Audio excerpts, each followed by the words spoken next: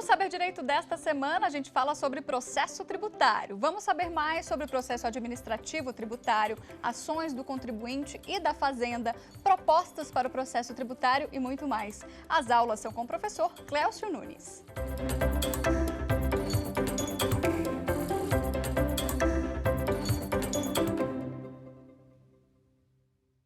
Olá, meu nome é Cléucio Santos Nunes, eu sou doutor e mestre em Direito, professor e advogado. E hoje teremos a nossa terceira aula sobre processo tributário. Esta aula se destina a examinar o processo judicial tributário, com as ações de iniciativa dos contribuintes. Nossas aulas serão orientadas por este livro aqui, Curso Completo de Direito Processual Tributário. Muito bem, a respeito do tema do processo judicial tributário e mais exatamente das ações de iniciativa dos contribuintes, gostaria de destacar que as ações de iniciativa, dos contribuintes, são orientadas por um princípio que nós examinamos na primeira aula, que é o princípio do acesso ao Poder Judiciário, do acesso à Justiça. Existem também outros princípios e garantias que orientam o processo judicial tributário, conforme nós vimos. Mas no caso das ações de iniciativa dos contribuintes, é necessário que se entenda inicialmente o seguinte: como o acesso à Justiça ele é amplo e que, portanto, os contribuintes poderão ingressar com as ações judiciais, considerando que o seu direito foi lesado ou está sendo ameaçado de lesão, isso significa que no nosso sistema processual, no âmbito tributário, as ações judiciais elas poderão ser apresentadas para a Justiça antes do lançamento tributário acontecer, depois que o lançamento tributário ocorre, na concomitância de um processo administrativo tributário, ou até mesmo depois de encerrado o processo administrativo tributário. Então, fica bem claro que no caso do Brasil, o acesso à Justiça ele pode ocorrer a qualquer momento para se discutir questões tributárias. Não precisa, primeiramente, o contribuinte ter que pagar o tributo e depois pedir a sua restituição se ele entender que o tributo não é devido. Também não precisa o contribuinte aguardar o lançamento tributário se, a partir do que está previsto na lei, o contribuinte já entende que aquela lei não é devida, não é correta ou não deve ser cumprida porque afronta algum dispositivo da Constituição ou, eventualmente, a lei não está em sintonia com o Código Tributário Nacional, que é a lei geral em matéria tributária, e, portanto, o acesso à Justiça ele é amplo. A qualquer momento, o contribuinte poderá discutir na via judicial as questões que envolvem o direito tributário. Nós vamos iniciar nossa aula examinando as principais ações que poderão ser utilizadas no processo judicial tributário. A primeira delas, que eu gostaria de destacar, é o mandado de segurança. A ação de mandado de segurança é uma ação prevista na Constituição Federal. O artigo 5º da Constituição, nos incisos 69 e 70, prevê a possibilidade de se impetrar mandado de segurança contra ato de autoridade pública. No inciso 69, a Constituição trata do mandado de segurança individual. Isso significa que só poderá entrar com o mandado de segurança a pessoa que se sentir ofendida, atingida em seu direito por um ato de autoridade pública. O inciso 70 do artigo 5º trata do mandado de segurança coletivo. Aí, nesses casos, a Constituição estabelece quais são as pessoas jurídicas legitimadas para ingressar com mandado de segurança coletivo. São sindicatos, associações, partidos políticos, são entidades de classe, são, portanto, entidades que a Constituição atribuiu legitimidade atribuiu legitimidade para impetrar o mandado de segurança coletivo. Isso porque essas entidades, elas representam coletividades, né? No caso dos sindicatos, representa a coletividade dos sindicalizados, uma entidade de classe, as pessoas que integram essa entidade e assim por diante. Então, nós temos dois tipos de mandado de segurança no direito brasileiro, o individual e o coletivo. Ambas as modalidades cabem no processo tributário. Queria destacar também que o mandado de segurança é uma ação que nós podemos situar o seu cabimento ou o tipo de cabimento de mandado de segurança no tempo. Como assim? Em se tratando do processo tributário, o mandado de segurança ele pode ser impetrado de forma preventiva ou de forma repressiva. Vejam o seguinte, caso a Fazenda Pública não tenha adotado nenhuma medida, nenhuma ação em relação ao contribuinte, como por exemplo, não tenha feito ainda o lançamento tributário, mas o contribuinte entende que a partir do que está previsto na lei, ele será cobrado do tributo inevitavelmente, até porque, como nós vimos, o lançamento, que é uma modalidade de procedimento administrativo, é do tipo obrigatório. A Fazenda não deixará de realizar o lançamento porque ela é obrigada a fazê-lo. E se o contribuinte, portanto, vendo na lei que existe algum tipo de afronta à Constituição ou alguma outra afronta de legalidade, e já sabendo que o lançamento será feito, ele poderá impetrar o mandado de segurança, que nós chamamos de mandado de segurança preventivo. Portanto, o contribuinte está se prevenindo da cobrança do tributo. O mandado de segurança poderá também ser repressivo. Como assim? Na hipótese em que a Fazenda Pública já realizou o ato em direção ao contribuinte.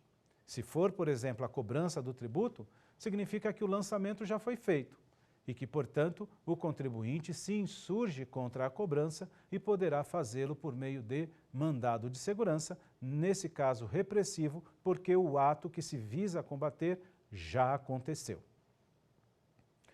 O mandado de segurança também possui alguns requisitos especiais para que ele possa ser impetrado e isso se aplica, obviamente, para as discussões tributárias. Bom, quero também fazer aqui um destaque de que mandado de segurança é uma ação que não cabe somente em questões tributárias. Ela cabe em qualquer situação que envolva atos de autoridade pública. Mas em se tratando do processo tributário, o mandado de segurança tem um prazo para a sua aplicação. Esse prazo, aliás, se aplica para qualquer outra situação que envolva o cabimento do mandado de segurança. Esse prazo é de 120 dias. Mas só é possível estabelecermos a contagem desse prazo nos casos de mandado de segurança repressivo, porque aí, nesse caso, a autoridade pública agiu e o contribuinte, no caso do mandado de segurança em matéria tributária, o contribuinte visa combater, se insurge contra o ato da autoridade administrativa que está fazendo em relação a ele algum tipo de exigência. Então, a partir do momento que ele toma ciência dessa exigência, ele terá 120 dias para ingressar com a ação do mandado de segurança. Se ele deixar passar esse prazo, não cabe mais mandado de segurança. Mas isso não quer dizer que o contribuinte não possa adotar outras ações semelhantes ao mandado de segurança para discutir a sua questão. Por exemplo, transcorrido o prazo de 120 dias, o contribuinte poderá ingressar com a ação anulatória, por exemplo, para discutir o mesmo assunto que ele pretendia discutir por meio do mandado de segurança. Muito bem, além disso, para que caiba o mandado de segurança, e esse ponto é muito importante, é necessário que esteja configurada a situação de ofensa a direito líquido e certo. A conceituação do que significa direito líquido e certo não é muito precisa e há muitas divergências no âmbito da doutrina. O que nós podemos, nos estreitos limites dessa exposição, abordar é que a ideia de direito líquido e certo significa que é possível se comprovar os fatos praticados pela autoridade pública de plano, quer dizer, inicialmente, sem muitas dúvidas. E isso costuma se realizar por meio de prova documental. Portanto, No caso do direito líquido e certo, que deve ser comprovado por meio de provas documentais, nós estamos diante, outra vez, do cabimento do mandado de segurança na forma repressiva, porque, nesse caso, é possível se comprovar, por meio de prova documental, o ato da autoridade pública, como, por exemplo, o lançamento tributário, como, por exemplo, o indeferimento de um pedido de uma certidão, como, por exemplo, ainda o indeferimento do pedido de uma isenção tributária ou o reconhecimento de uma imunidade tributária. Então, em todos esses casos, o mandado de segurança ele é cabível na sua forma repressiva e seria necessária a apresentação da prova da ofensa ao direito líquido e certo do contribuinte. Mas quando o mandado de segurança for preventivo, não há que se falar em provas documentais da ofensa do direito líquido e certo, porque o ato administrativo não aconteceu ainda, mas está na iminência de ocorrer.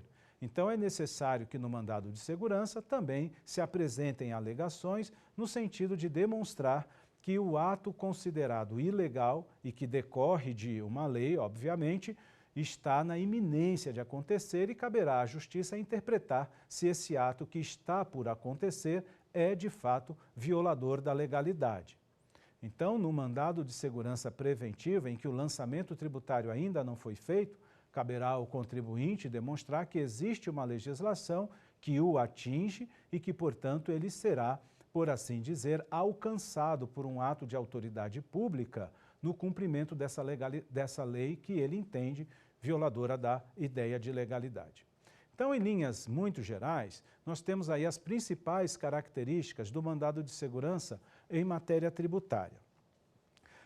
Alguns outros pontos a respeito do mandado de segurança, eu penso que são necessários se destacar para que se tenha uma compreensão um pouco mais prática do cabimento dessa ação nas discussões tributárias. Eu destacaria, nesse momento, a questão que envolve as liminares em mandado de segurança em matéria tributária.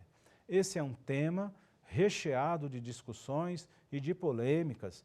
Não temos, obviamente, condições de tratar aqui na TV de todos os detalhes que envolvem esse assunto.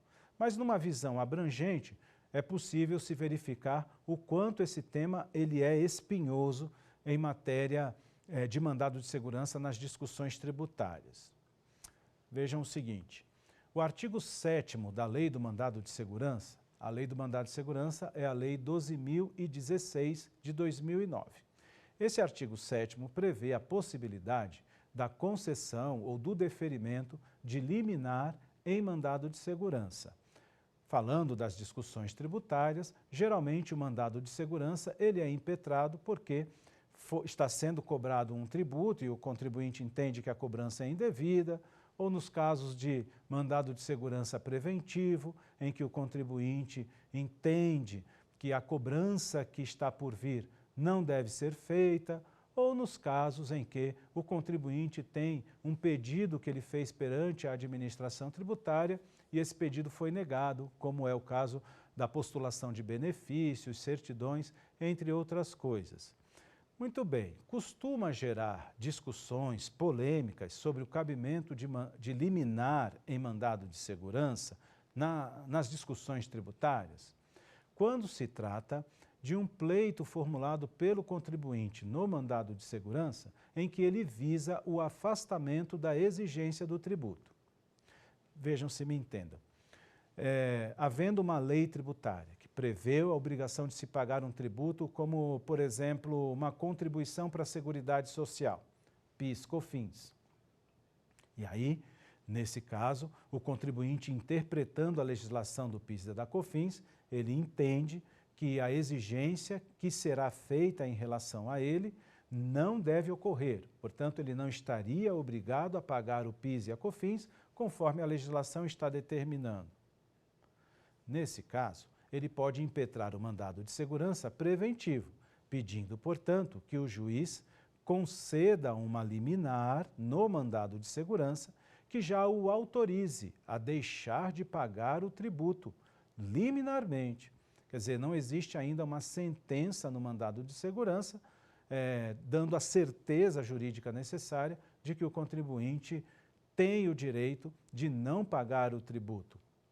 Esse é o ponto difícil, porque a Justiça pode adotar algumas cautelas para o deferimento desse tipo de liminar no mandado de segurança. Isso porque o artigo 7º da lei prevê a possibilidade de se apresentar um depósito do montante que está sendo discutido ou ainda a exigência de caução, que seria uma espécie de garantia feita em outros bens.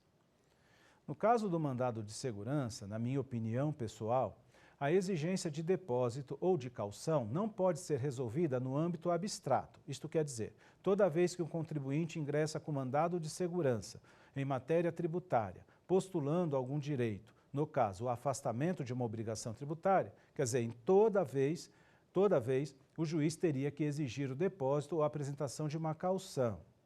A interpretação que faço da lei do mandado de segurança é que isso tem que ser visto caso a caso.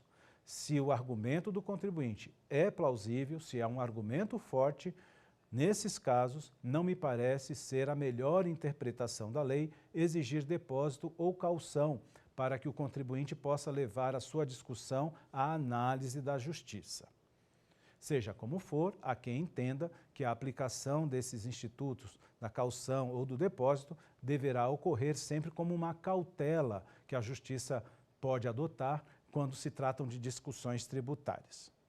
Nós vamos fazer um quiz para poder avaliar os nossos conhecimentos em relação ao assunto que já foi falado e algum tema que possa vir ainda a ser abordado. Vamos ver.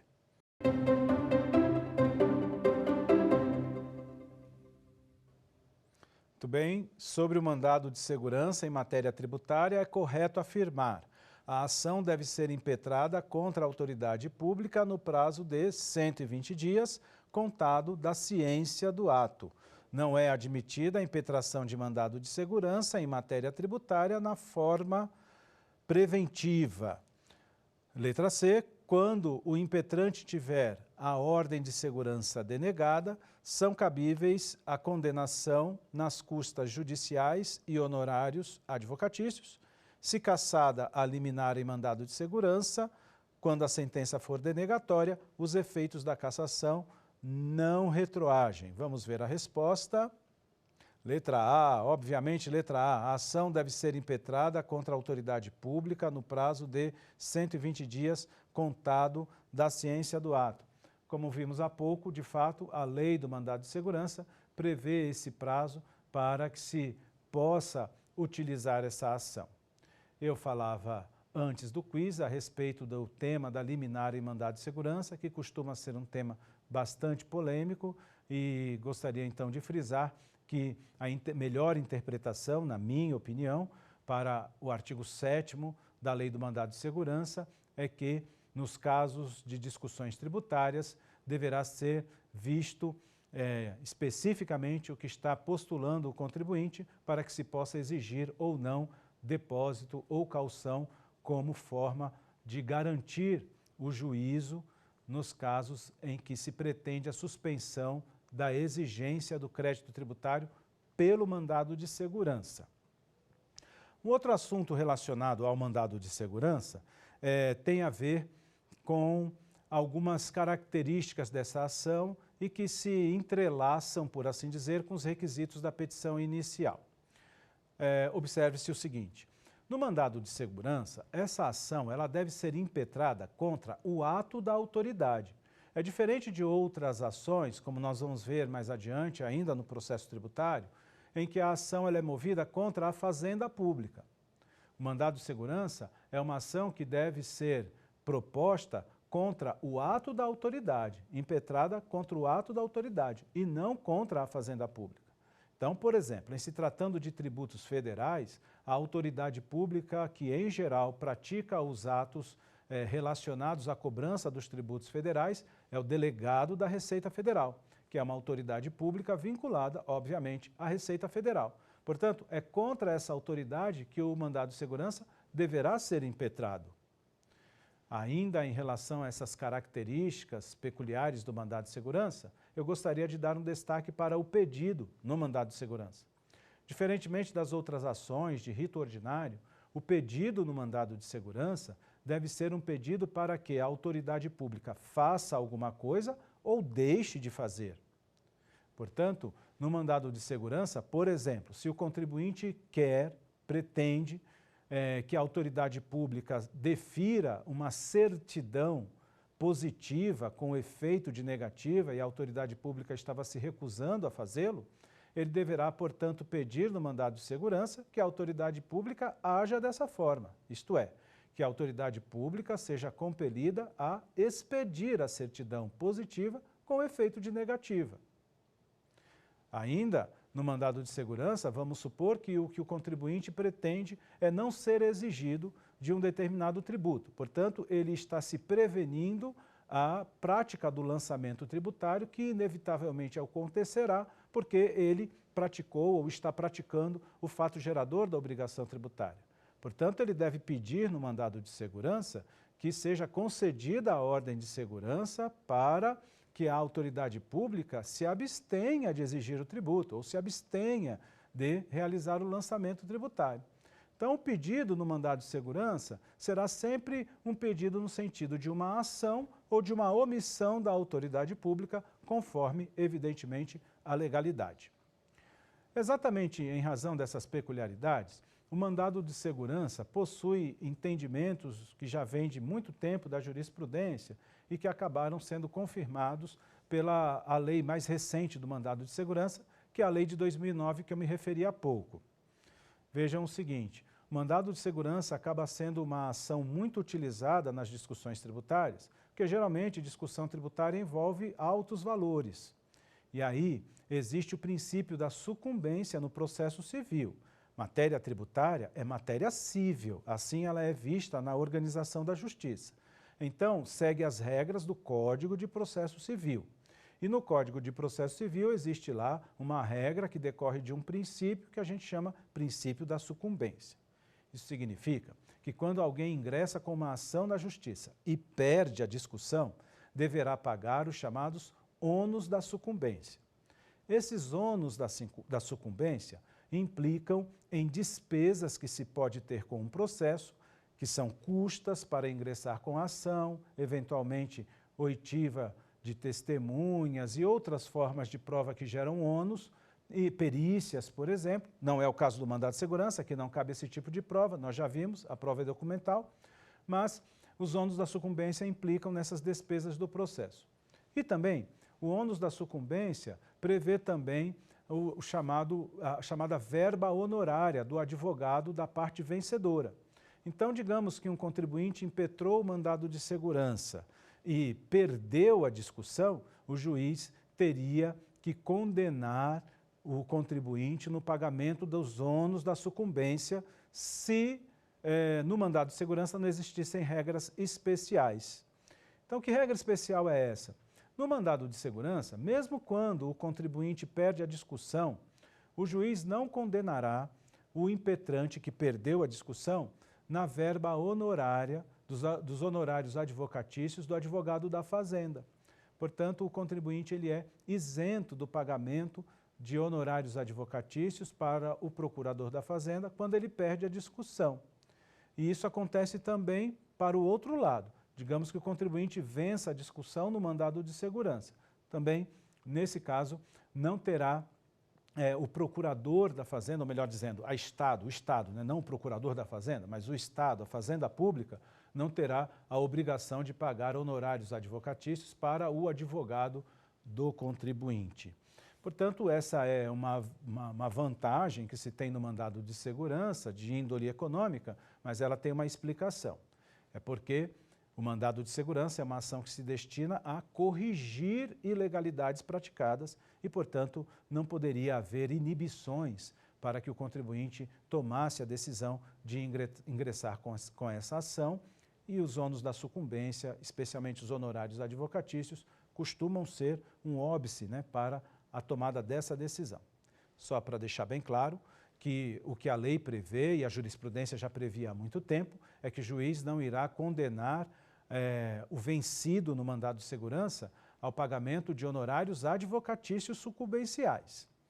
mas as despesas do processo e eventuais taxas que foram exigidas serão cobradas do vencido.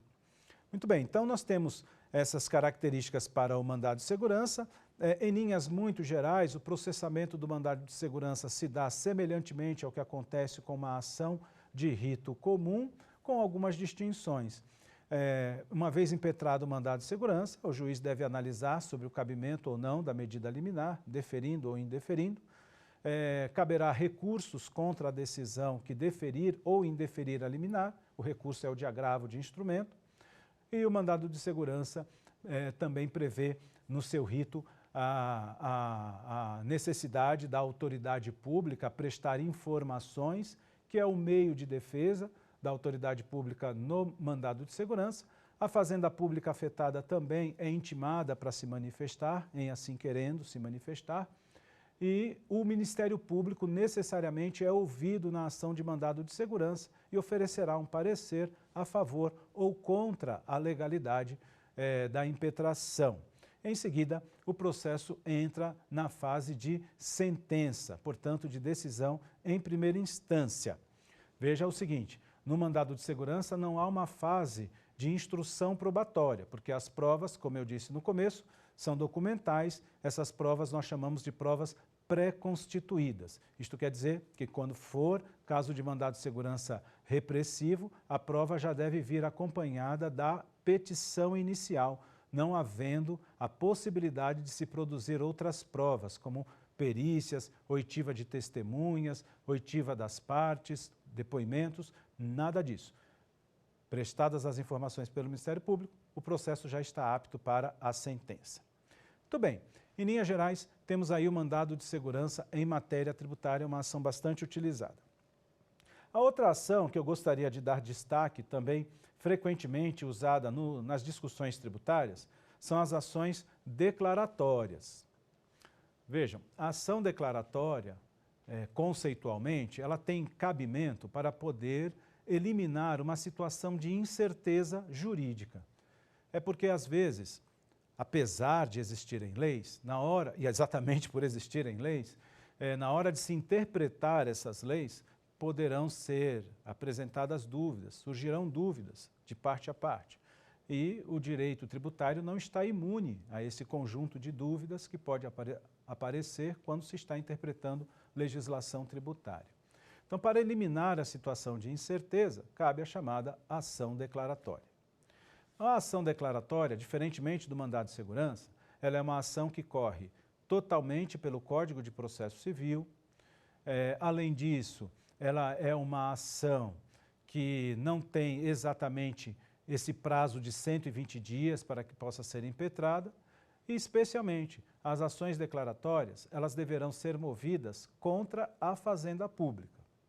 Qual é o critério, portanto, de se definir a fazenda pública contra a qual se ingressará com a ação? Depende do tributo. Se for tributo federal, os tributos federais, eles serão cobrados por órgãos da Fazenda Pública Federal. Portanto, a ação declaratória deverá ser movida contra a União. Se o tributo for estadual, contra o Estado, contra o município, se o tributo for municipal. Então, depende, obviamente, da discussão tributária que se estiver estabelecendo para se definir quem será a parte contrária para se ingressar com a ação declaratória. Um outro detalhe, e que cabe também na ação do mandado de segurança, mas posso aproveitar a oportunidade de estar falando da ação declaratória, porque esse assunto fica mais evidente quando se fala dela, da ação declaratória. É sobre competência jurisdicional. Geralmente, nas discussões tributárias, a competência jurisdicional ela é definida conforme o tributo. Então, se a discussão for de tributos federais, a competência jurisdicional será da Justiça Federal.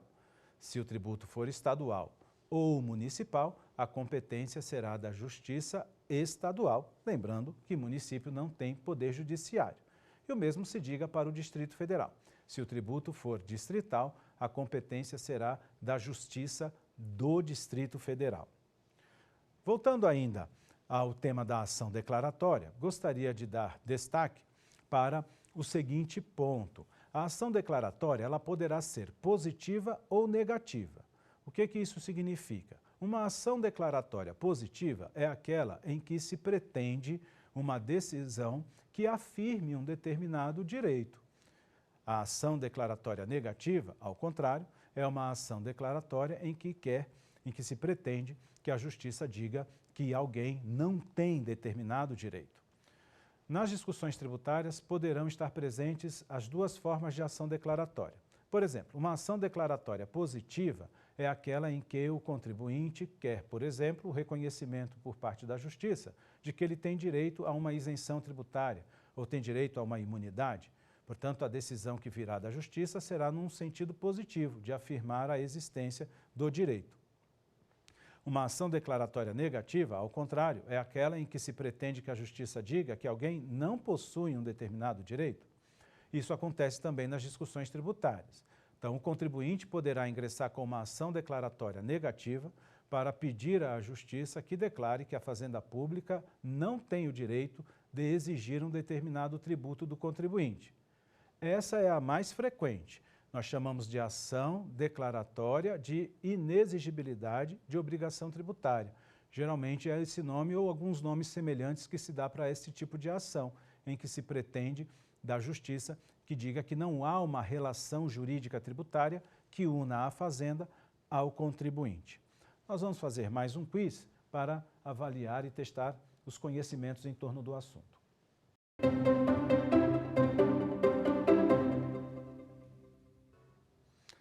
Tratando-se das diferenças entre mandado de segurança e ação declaratória em matéria tributária, a ação declaratória deverá seguir pelo rito especial previsto em leis extravagantes ao CPC e o mandado de segurança em lei específica.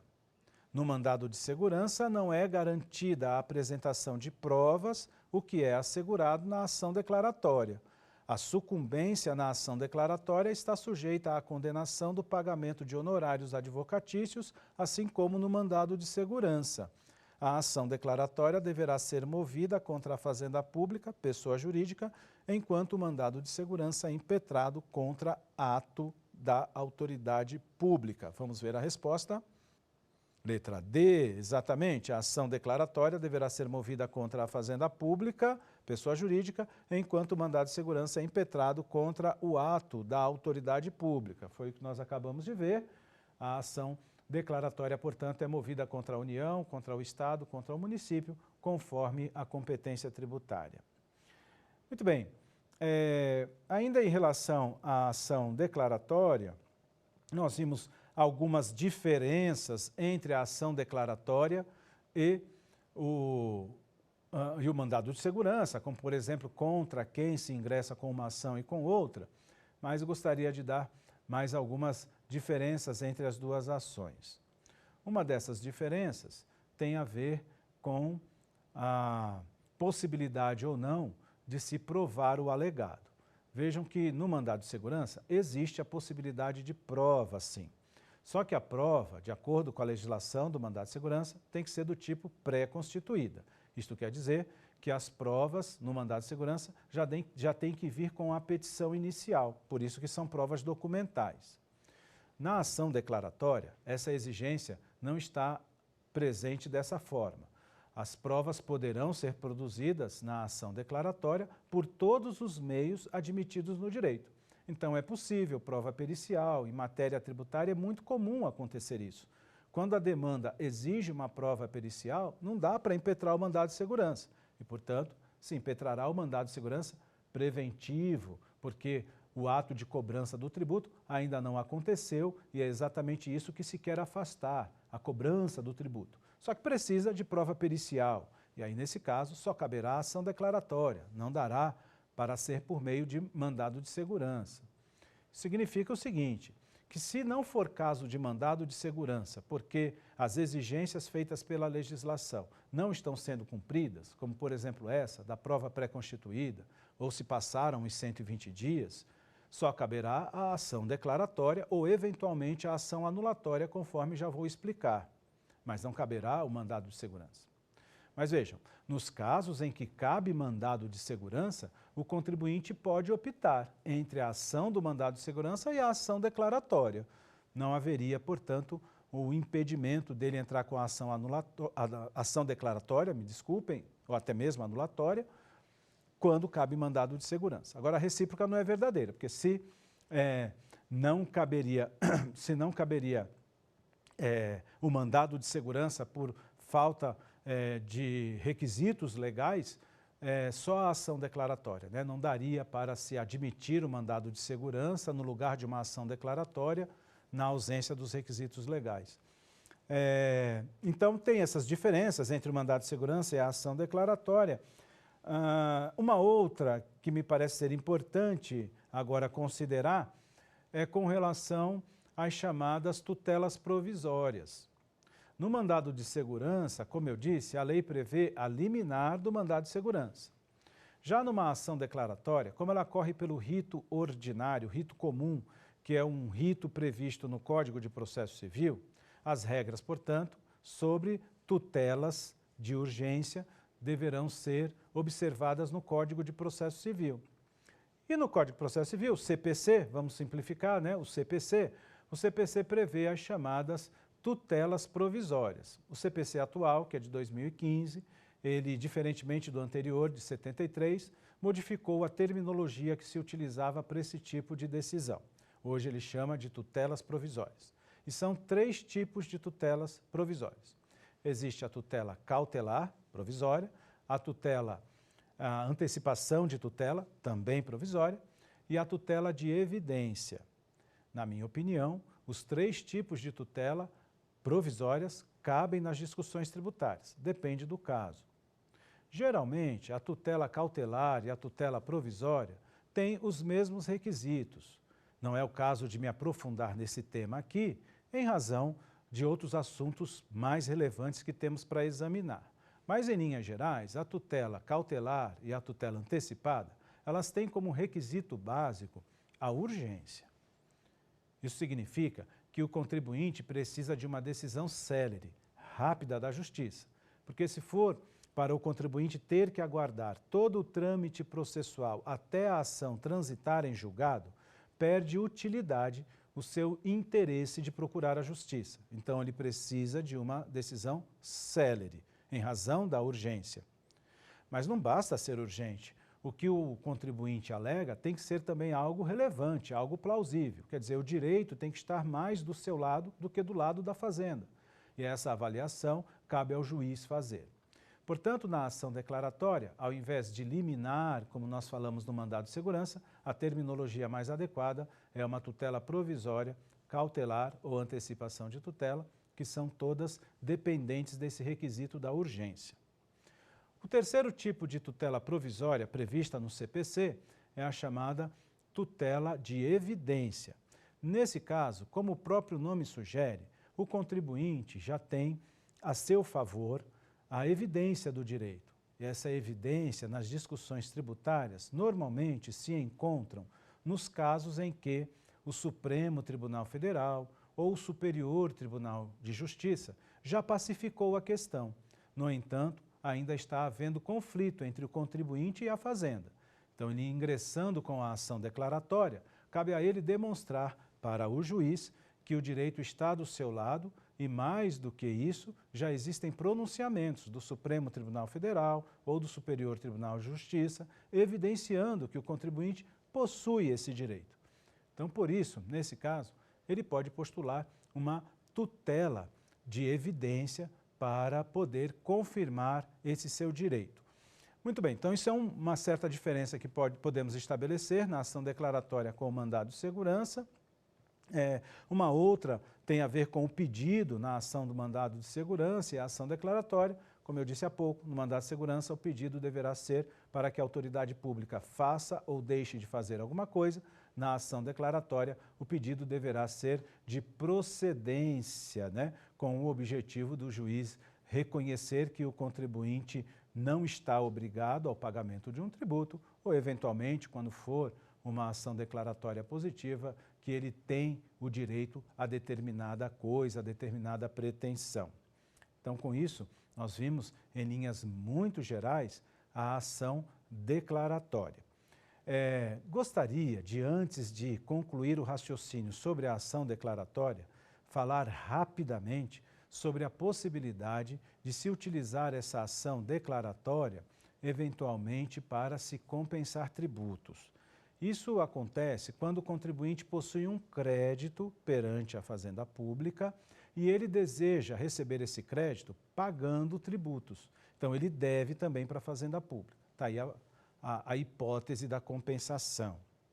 Atualmente, no nosso direito tributário, em especial em se tratando dos tributos federais, existem regras administrativas disciplinando a compensação. Seja como for, como o direito de ação ele é amplo, poderia o contribuinte mover uma ação na Justiça para que se reconhecesse o seu direito à compensação. E aí, nesse caso, ele busca na Justiça uma autorização para usar o crédito pagando os tributos que eventualmente ele deva. Esse assunto já gerou também muita discussão na jurisprudência e na doutrina.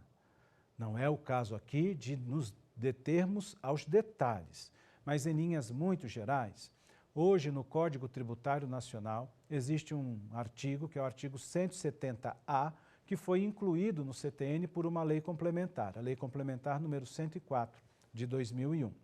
E esse artigo 170-A, a interpretação que hoje o STJ faz dele, é que não é possível ao juiz deferir tutelas, ainda que tutelas provisórias, contra a Fazenda Pública para reconhecer o direito do contribuinte de compensar créditos com débitos tributários.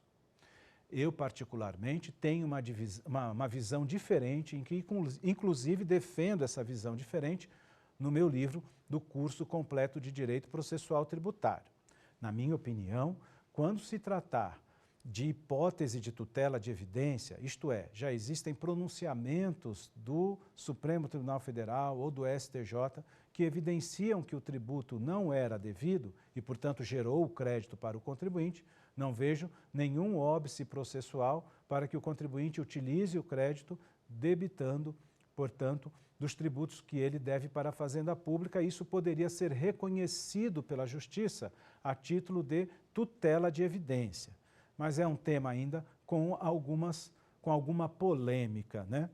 E a respeito de polêmica, esse é mais polêmico ainda, eu defendo a minha opinião, eu entendo que mesmo quando se tratar dos casos em que o contribuinte, por exemplo, pagou indevidamente um tributo, porque a Justiça reconheceu abstratamente que esse tributo não era devido e, portanto, gerou o crédito para o contribuinte, ele poderá, numa ação de repetição de indébito, também postular, a título de tutela de evidência, o direito ao ressarcimento, à restituição do crédito que ele possui.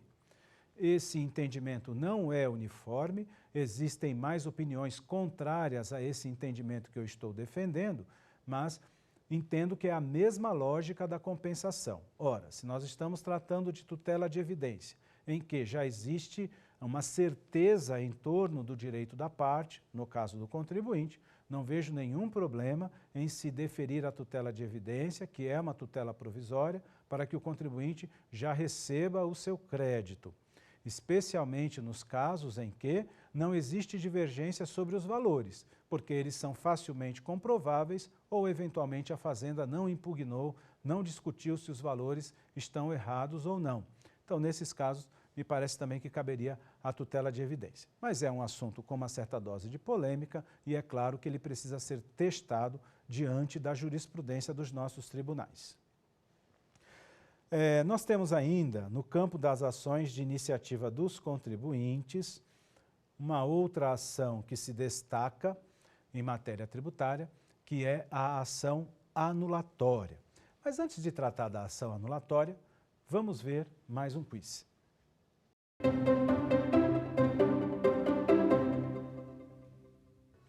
Sobre as ações judiciais em matéria tributária de iniciativa do sujeito passivo, letra A consignatória caberá quando o contribuinte não pagou o crédito tributário e pretende a sua anulação. Letra B, o mandado de segurança somente é cabível em se tratando da exigência de tributos federais.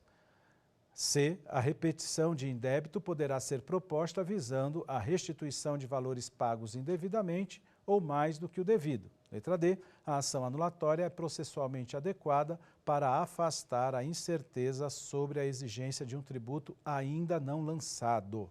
Vamos ver a resposta? Letra C, a repetição de indébito poderá ser proposta visando a restituição de valores pagos indevidamente ou mais do que o devido. Bem, nós ainda não abordamos o tema da ação de repetição de indébito, vou chegar nesse ponto daqui a pouquinho, mas antes eu estava tratando da ação anulatória, que é outra ação que poderá ser utilizada nas discussões tributárias. A ação anulatória, ela tem lugar nos casos em que já existe certeza sobre a cobrança do tributo. E como se dá essa certeza? Pelo lançamento. Ora, se o fisco já fez o lançamento tributário e notificou o contribuinte, ele poderá ingressar com uma ação na Justiça com o objetivo de anular o lançamento, e essa ação é a ação anulatória. Então ela tem uma pequena diferença em relação à ação declaratória, porque nesse caso já existe uma certeza jurídica em torno da exigência do tributo. Agora, a ação anulatória, ela se assemelha muito à declaratória, como eu disse, e ela também, a ação anulatória, ela possui aplicações que são muito interessantes, né? Muitas peculiaridades sobre a sua aplicação no processo tributário. Uma das primeiras aplicações para a ação anulatória, como eu disse há pouco, é quando teve o lançamento e o contribuinte, portanto, pretende a anulação do lançamento. Mas suponha o seguinte, que o crédito tributário já esteja inscrito na dívida ativa, que é uma espécie de registro que a Fazenda Pública deve possuir.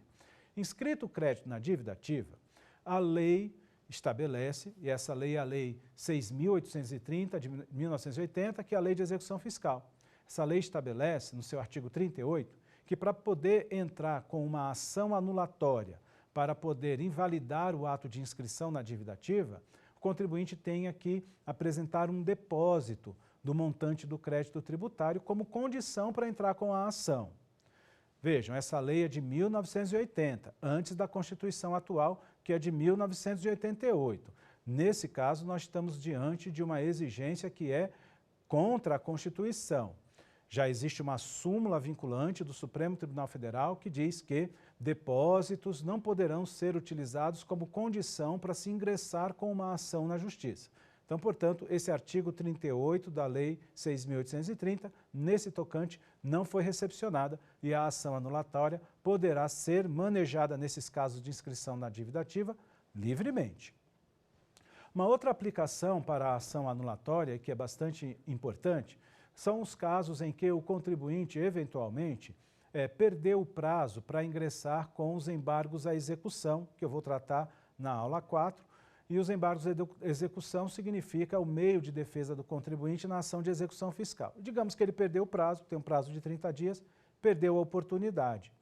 A jurisprudência do STJ já tem o entendimento de que é possível, sim, ingressar-se com a ação anulatória como uma garantia da ampla defesa para o contribuinte. O detalhe é que, como nesse caso o contribuinte perdeu o prazo para embargar, a ação anulatória não irá suspender a execução fiscal. Ela continuará tramitando, mas a Justiça terá a oportunidade de apreciar as alegações, os argumentos do contribuinte.